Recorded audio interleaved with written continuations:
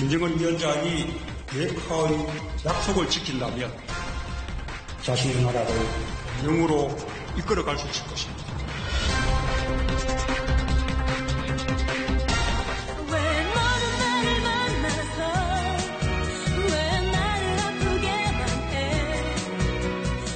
오늘 부인 이제 나오시는데 심정 어떻습니까? 다들 드릴 말씀 없습니다.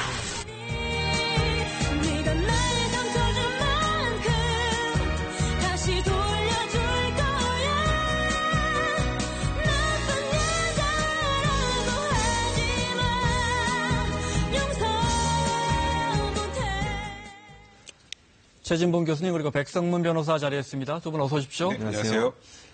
자, 사사건건 플러스 오늘 첫 번째 주제 보겠습니다.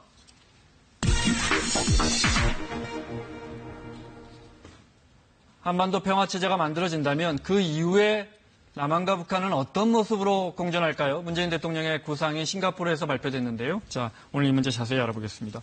이른바 포스트 북미 회담 이후에 문재인 대통령의 구상, 핵심은 뭡니까? 핵심은 일단 만약에 이제 북한이 비핵화에 일정 부분의 어떤 성과를 내게 되면 남북 경협이 활성화될 거라고 하는 부분입니다. 결국 이제 북한에 대해서 메시지를 던진 거라고 저는 보는데요. 문재인 대통령이 지금 말씀하시고 싶어 하시는 것은 북한이 지금 지지부진한 모습, 즉 비핵화에 대한 뭔가 명확한 어떤 시간표란 이런 부분을 제시하지 않고 있어서 비난이 일고 있지 않습니까?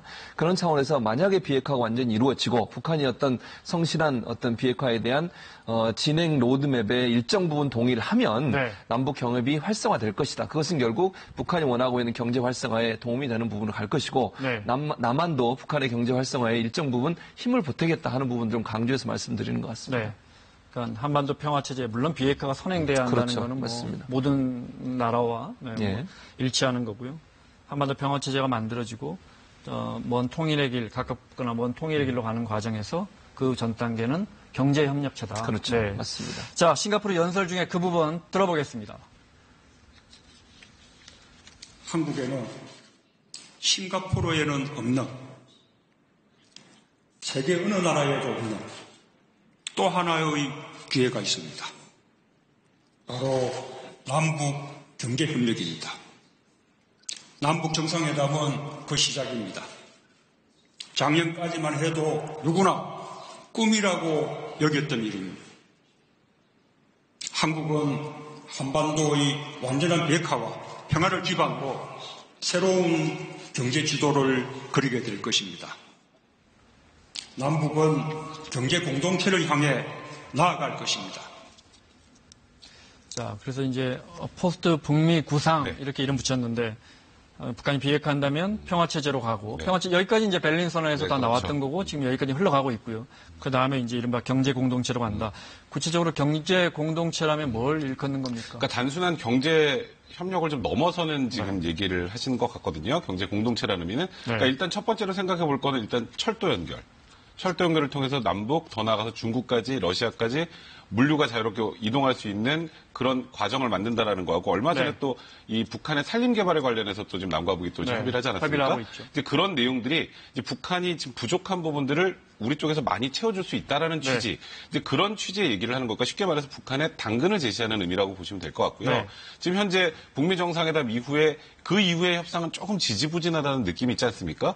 그 부분과 관련해서 북한뿐 아니라 미국에게도 이 지금 과정에서 누군가가 이 과정을 깨게 되면 그거는 전 세계적으로 비난을 받을 것이다. 그러니까 북한만 겨냥한 게 아니라 지금 미국에게도 진지하게 협상에 임해서 성과를 낼 것을 지금 당부하고 있는 그런 상황이라고 봐야 될 것 같습니다. 이념체제라든지 정치체제는 놔두고 경제부터 합친다 이렇게 봐도 되겠습니까? 뭐 그렇게 볼 수는 있겠죠. 근데 이제 그걸 너무 성급하게 얘기하다 보면 이제 여러 가지 논란이 될 수 있으니까 이렇게 저는 봐요. 일단 경제 협력이라고 하는 것은 세계를 향해서 남북한이 함께 협력할 수 있는 부분이 있지 않겠습니까? 뭐 철도 얘기도 했습니다만 관광 벨트 같은 경우도 남북한이 연결된 관광 벨트를 만들 수도 있어요. 그러니까 우리의 자원, 우리가 갖고 있는 어떤 노하우 이런 부분들을 북한에 전수해줘서 북한이 남북한이 함께 전 세계를 향해서 뭔가 경제 협력을 할 수 있는 방안들을 구축해낼 수 있을 거라고 저는 보거든요. 네. 예를 들면 남쪽에 와서 관광을 시작해서 백두산 관광을 끝내는 방안이라든지 아니면 물류나 철도 문제에 있어서 남북이 협력해서 공동체적 관점에서 경제적 이익을 획득하는 방법이라든지 또 북한이 갖고 있는 여러 가지 자원들 예컨대 자연, 천혜 자원은 북한이 더 개발이 안 된 상태에 더 많지 않겠습니까? 네. 우리 자본이 들어가서 거기에 투자를 해서 건물을 짓거나 리조트를 짓거나 관광산업을 발전시켜서 함께 경제적 이익을 획득하는 방법. 이런 방법들이 아마 논의가 될 것으로 보여지고요. 그러니까 남한이 갖고 있는 어떤 장점 그리고 북한이 갖고 있는 장점들이 함께 결합이 되면 시너지 효과를 올릴 수 있는 그런 형태의 협력이 이루어질 가능성이 있다고 보여집니다. 이런 가운데 트럼프 대통령이 김정은 위원장 이번에 폼페이오 국무장관이 평양 이제 세 번째 갔다 오면서 갖고 온 친서를 공개했어요. 맞습니다. 이거 이례적이라고 표현해도 되는 겁니까? 이례적이죠. 왜냐하면 친서라고 하는 것은 그것도 트위터로 공개했어요. 그렇죠. 이례적이죠, 사실. 친서라고 하는 것은 사실 정상끼리 서로만 보도록 보내는 게 일반적입니다. 저걸 공개하는 경우는 상당히 이례적이고요. 근데 트럼프 대통령이 저렇게 공개를 하는 이유는 결국 그 미국 내에 트럼프 대통령의 그 비핵화 담판이라든지 아니면 북미 정상회담 이후에 성과가 없는 것에 대한 비난 여론이 지금 올라가고 있는 상황 아니겠습니까? 그 상황에 트럼프 대통령이 북한은 성실하게 비핵화를 할 것이다라고 하는 것을 보여주기 위한 하나의 어떤 증거물로 저는 지금 공개했다고 봅니다. 이게 국제사회 관련은 맞지 않지만 김정은 위원장이 갖고 있는 진심을 전달해주기 위해서 아마 일부러 공개한 게 아닌가 이런 생각이 미국 언론도 상당히 기본적으로 미국 주류 언론이 지금 트럼프 대통령에게 굉장히 비판적인데 비판적이죠. 그동안에 이제 빈손 방북 아니었느냐 이런 거에 대해서 그렇죠. 어떻게 보면 보란 듯이 내보낸 거다. 이렇게 잘 되고 있다, 우리끼리는. 그렇죠. 그런 거군요. 친서 내용을 좀 보겠습니다. 한글본이 있고 영어로 된 본이 있던데, 싱가포르 상봉과 공동성명은 참으로 의의 깊은 여정의 시작이다. 새로운 미래를 개척하려는 두 정상의 확고한 의지와 진지한 노력, 독특한 방식은 반드시 결실을 맺게 될 것이라고 믿는다. 트럼프 대통령에 대한 믿음과 신뢰가 실천 과정에 더욱 공고해지길 바라며 관계 개선의 획기적인 진전이 다음번 상봉을 앞당겨주리라 확신한다. 그래서 다음번 상봉이야 트럼프 대통령도 이제 수상제 얘기를 하지만 여러 번 이야기를 했던 거고 그 가을에 유엔 총회에서 또 만나는 거 아니냐 이런 이야기 이제 더 나오는 것 같아요. 근데 이제 여기에서 또 이제 좀 보수적인 시각으로 바라보면 근데 비핵화 내용은 없네. 또 이제 그 부분을 지적하는 분들이 굉장히 많은 것 같아요. 근데 일단 지금 북한의 입장을 바라보면 일단 이 안의 내용에서 제일 중요한 건 체제 보장이라는 느낌이 굉장히 강해요. 그러니까 우리가 비핵화하면 우리 지켜줄 수 있어? 우리 그럼 계속 적대시 안 하고 할 수 있어라는 부분에 대한 의문점을 계속 표시하다 보니까 그러다 보니까 이제 그러니까 믿음과 신뢰 이런 단어 계속 나오고 그런 단어를 계속 쓰는 거고요. 지금 일단은 미국은 어떻게든 빨리 비핵화를 해서 이제 세계 평화와 또 한반도의 평화 쪽으로 가려는 입장이란 북한은 근데 이걸 우리가 버리고 무조건 다 버리고 나서 준다 그러면 그거는 그랬다가 안 주면 우리 어떡하지? 이제 이 안에서 그래서 결국 관계 개선, 믿음 이런 내용들이 계속 언급이 되는 게 아닌가 그런 생각이 들고요. 그러다 보니까 아까 말씀드렸던 것처럼 트럼프 대통령이 이걸 공개를 해서 우리 그래도 잘 되고 있다라는 의사를 표시했지만 또 비판한 쪽에서는 근데 거기에 비핵화 내용은 없잖아라고 또 비난하는 거죠. 그 믿음이라는 게 트럼프 대통령은 비핵화에 대한 믿음이고 김정은 위원장은 체제 보장에 대한 믿음일 겁니다. 자, 트럼프 대통령 연일 대단한 진전이 이루어지고 있고 북미 간에는 문제 없다 이런 이야기 하고 있습니다. 들어보겠습니다.